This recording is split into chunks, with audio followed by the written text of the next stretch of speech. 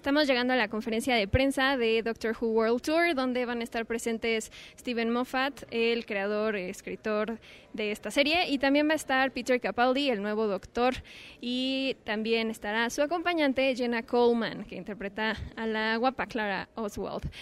Vamos a ver qué tienen que decirnos con esta nueva temporada, la 8ª temporada que saldrá el 23 de agosto en BBC, y vamos a ver qué es lo que nos traen con esta conferencia de prensa.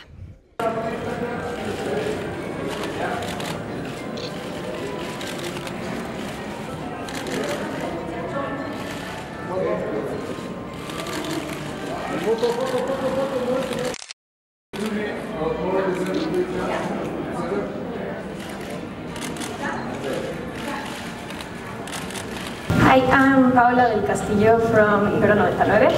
I have 2 questions. First, Mr. Capaldi, back in 2008 you appeared in an episode, The Fires of Pompeii, so did you ever wish or thought that you would be the Doctor one day?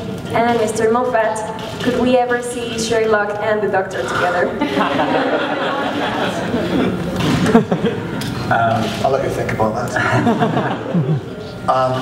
No, I never thought that I would be Doctor Who. I was a huge, as you know, a huge fan of the show, so when they asked me to be in the Fires of Pompeii, I was thrilled and delighted and really excited to be there with David Tennant and to see the TARDIS and to be in an episode. But I thought that would be it. I thought that would be my, Doctor Who moment. Which was great, and I was very happy with that. So it came as a complete surprise when they came to me and asked me if I would be interested. But no, although I was a huge fan of the show, I didn't walk through my life mourning the fact that I wasn't Doctor Who. And I've been a professional actor for 30 years, so I just got on with the business of doing all the other wonderful parts that I was very lucky to stumble into. But this is the best one, undoubtedly. Do you know, I think I do go through my life mourning the fact I'm not a Doctor. I think that would be brilliant. Sherlock and the Doctor. It will never happen, I absolutely promise you. Never, ever, ever. As I've said before, slightly mischievously, I've never been the block to it because I am such a showbiz tart. I just think folk would turn up and watch it and like it, so I do it. Nobody else is keen at all, and they are all right. They are correct. It would be a novelty moment. It would be a great poster, but what would you do with the two of them? As Mark says, it would be better in your imagination than it ever actually would be. You don't need more than one freakish genius in a scene. Take it from the guy I had to write the 50th, okay? There were 3 of the buggers, I had to lock them up in a cell just to stop them solving the problem too quickly. So it's not going to happen. The other thing, as a part of Doctor Who continuity, Sherlock Holmes is a fictional character in Doctor Who's universe.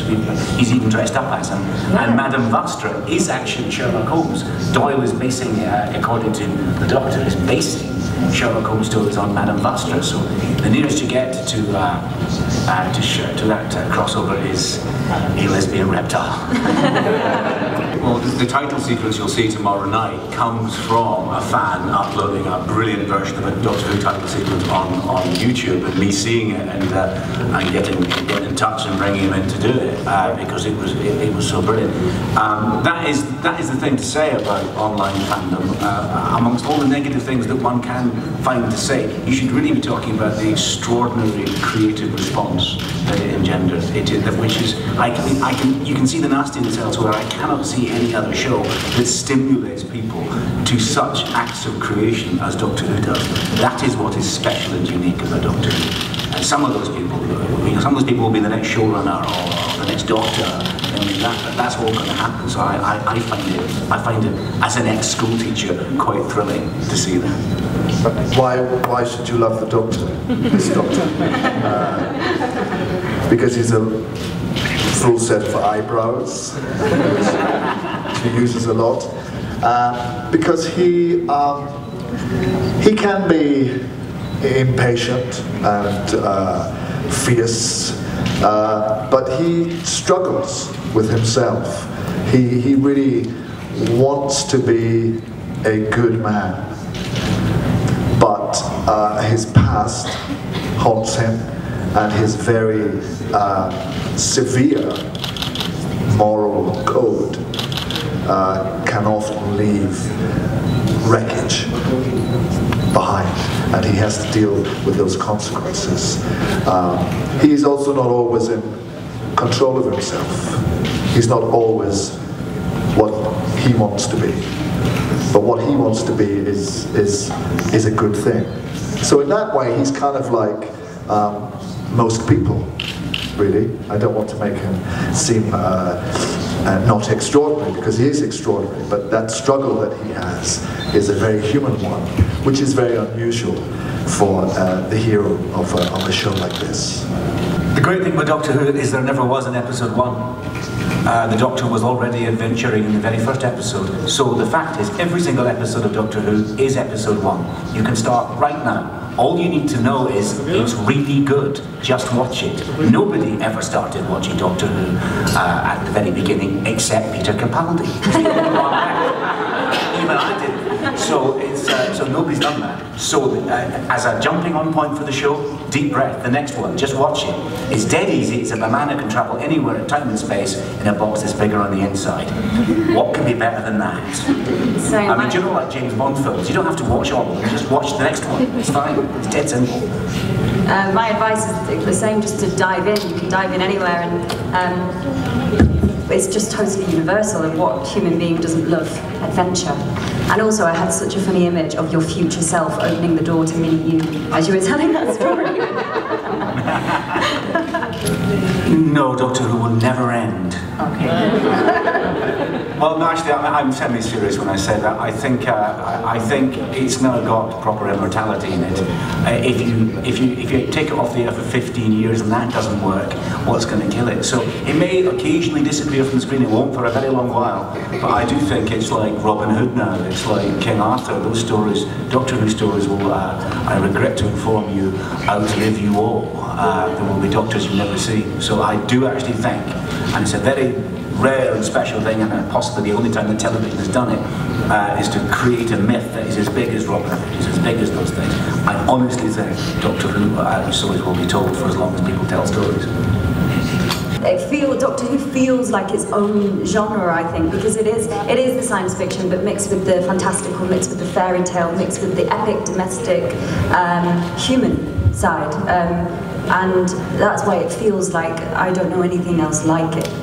I was very excited to see someone showed me that the show had been played here in the early 60s and translated into Spanish, but was called Doctor Mysterio. I would like to have it called Doctor Mysterio again. It's possible. I'll phone the BBC and tell them there's a title change. Capaldi has spoken. Doctor Mysterio. What's the secret? I think I don't know what the secret is, because I think it's a variety of different secrets. I think it's remembering you must never treat it like an old show. I hate the fact it's an old show in a way.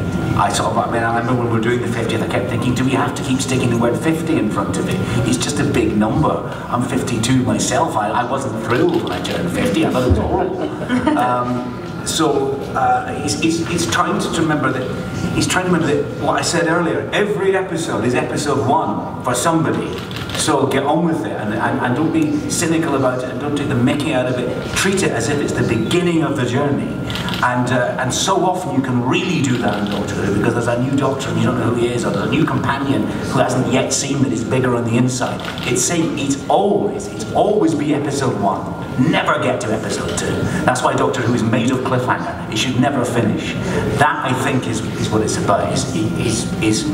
It's just remembering there are new people arriving in the audience all the time, and they are always the most important members of that audience. I think as well, you're always dealing with infinite possibilities of time and space, so that can never get old. You're never revisiting old ground.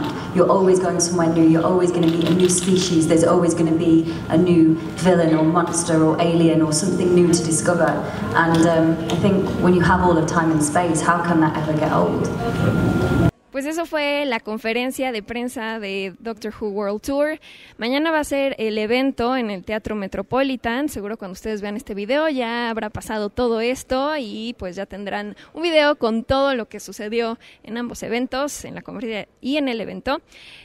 Pues tendremos una temporada más oscura con un doctor más serio y parece que un poco más malo, pero pues a ver qué tal. Peter Capaldi es un gran actor, así que esperamos lo mejor de esta temporada. Chéquenla el 23 de agosto en BBC.